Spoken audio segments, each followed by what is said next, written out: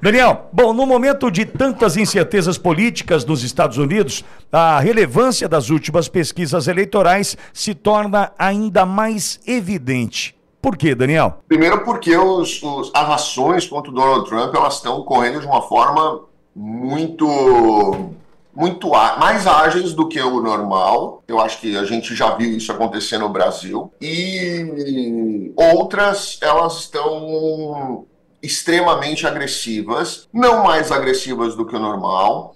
E nós estamos vendo agora alguns juízes se manifestando contra Donald Trump. Na verdade, não diretamente contra o Trump, mas ontem nós tivemos um juiz de uma corte, inclusive, não é ele que está com o processo do Donald Trump, mas é de uma vara, vamos dizer assim, dentro da mesma corte. E ele disse que se o processo estivesse na mão dele, ele seria um que representaria o ex-advogado Donald Trump, porque ele acha que uma pessoa com aquela índole não teria aí o direito de ter o privilégio de ser advogado aqui. Então, a gente vê muita agressividade em cima dessa questão, e isso tem feito as pessoas enxergarem um Donald Trump diferente daquele que ele mesmo tenta se pintar. Por outro lado, a estratégia que também nós já vimos no Brasil, que é a estratégia da esquerda esconder o presidente, né? De travá-lo, de deixá-lo quieto, porque às vezes quieto ele fala menos besteira, e falando menos besteira, a mídia de esquerda acaba publicando o que é conveniente para ela, né? Nós lembramos muitas vezes do que aconteceu, já aconteceram nas eleições brasileiras, onde muitas vezes o Lula, não vou debater, hoje eu não vou aparecer, hoje eu não vou em tal lugar, amanhã eu não vou em tal lugar, hoje eu não vou aparecer nessa manifestação. E isso fez com que, não com que ele ganhasse novos eleitores, mas com que ele deixasse de perder outros eleitores. Ontem eu, inclusive, vi um vídeo gravado pelo UOL, mais especificamente lá pelo Josias. Josias, com quem eu tenho um extremo respeito pelo Josias, eu tive 3 vezes na minha vida, pessoalmente com o Josias, conversando com ele, apesar de ter diversas diferenças políticas com ele, de ideologia política. Ele é um cara extremamente inteligente, mas ele é um cara de extrema esquerda, né? E ontem eu estava vendo um vídeo dele onde me lembrou bastante alguns canais que eu tenho visto aqui nos Estados Unidos. E quando as pessoas ouvem pessoas extremamente inteligentes falando, elas tendem a considerar aquilo que está sendo dito, né? Então esse é o grande problema. Esse é o grande ponto que hoje a gente vê aqui nos Estados Unidos e que a gente vê Donald Trump perdendo alguns pontos de apoio por causa dele mesmo, e o Biden ganhando outros pontos de apoio por causa de pessoas que são inteligentes e que estão comprando a causa de Joe Biden. Sabe Deus por qual razão. Nós vemos aí uma pessoa que eu acho até bem semelhante ao Josias. Caramba, eu fiquei curioso agora aqui, né? Vocês já perceberam que são todos carecas? Né? Porque se você for olhar o Josias de Souza, é careca. O cara lá do Meteoro Brasil é careca. Os daqui também são que estão defendendo o Biden. Há controvérsias, hein? Então, eu tava olhando pra você aqui, eu falei, será que é um infiltrado aqui na conversa? Ô, Daniel, não, e tem um detalhe, tem uma rede de fast food do Brasil que até dia 31 agora tá...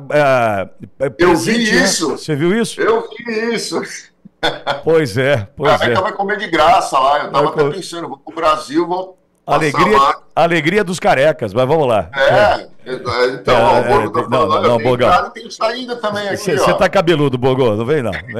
Fala, Daniel. Então isso tem impactado bastante aqui, a gente tem visto o Biden ganhar força em alguns estados, que 3 deles ele já era mais forte mesmo, mas em 2 deles foram 2 surpresas aqui pra gente. Agora, Daniel, para quem te ouve agora, o que essas pesquisas podem refletir para aquele que aspira viver ou investir nos Estados Unidos? Honestamente nada, Pitoli, porque os Estados Unidos, a economia americana, ela se toca, né? A gente já teve aí muitos presidentes democratas, muitos presidentes republicanos, e a gente vê que a economia, se você lembrar da crise de 2008, aí, né, foi um recorde de recuperação, ninguém esperava que fosse recuperar em menos de 10 anos, ela em 2 anos já estava ali engatada, seguindo a vida dela, e no 3º ano já estava vida que segue. Então, a economia, ela se toca, independentemente da questão do presidente. Óbvio que a gente vai ter impactos em outros países, isso sim. Se você me perguntar, se entrar Donald Trump, vamos ter uma 3ª guerra mundial, se continuar Joe Biden, vamos ter uma terceira guerra mundial? Isso com certeza, impacto mundial, com certeza. Mas para quem pensa em entrar nos Estados Unidos, a economia se toca. Aqui a gente pouco sente a intervenção política. Agora, Daniel, falando no cenário internacional, a gente tem acompanhado a Rússia com preocupação. Tivemos o ataque no último final de semana, Estado Islâmico, 115 pessoas mortas, feridos, enfim. Aí, colocando na lista de terroristas, ou grupo terroristas, os que movimentam que fazem parte do movimento LGBTQIA+, enfim. Isso chega aí nos Estados Unidos, de que forma essas informações? Há alguma preocupação ainda exacerbada com relação a Vladimir Putin, Daniel? Sempre tem, né? Sempre tem. Sempre tem essa preocupação e sempre tem aí a sua forma cautelosa de lidar com a situação. Óbvio que nenhum cidadão quer guerra, mas parece que a gente percebe que alguns países estão torcendo para essa guerra acontecer e a gente consegue enxergar, de certa forma, aí, quais são as intenções por trás disso, né? Nós temos aí uma economia mundial que ela está meio fragilizada, nós temos aí uma disputa por uma certa hegemonia mundial, nós estamos vendo aí algumas empresas faturando muito alto com essa questão de venda de armas e tudo mais. E nós vemos a vaidade do Putin gritando na orelha dele todos os dias. Então a gente tem aí uma situação extremamente delicada e a gente se preocupa assim com isso por aqui. Eu vejo aqui a população bem preocupada. Mas o curioso é que eu vejo muito mais gente falando vamos para a guerra do que gente falando tomara que não aconteça nada. Agora, Daniel, começa a se afunilar essa questão eleitoral, voltando à questão Trump-Biden. E eu posso imaginar como a imprensa daí começa a se movimentar também para defender as narrativas, exatamente como aconteceu aqui no Brasil. Entretanto, nós tínhamos aqui um elemento, que era o Tribunal Superior Eleitoral, na eleição de 2022, que fez a diferença. Minha pergunta para você, existe algum elemento, existe alguma estrutura pública que possa participar desse processo a ponto de interferir, como nós vimos a intervenção no Brasil na eleição passada?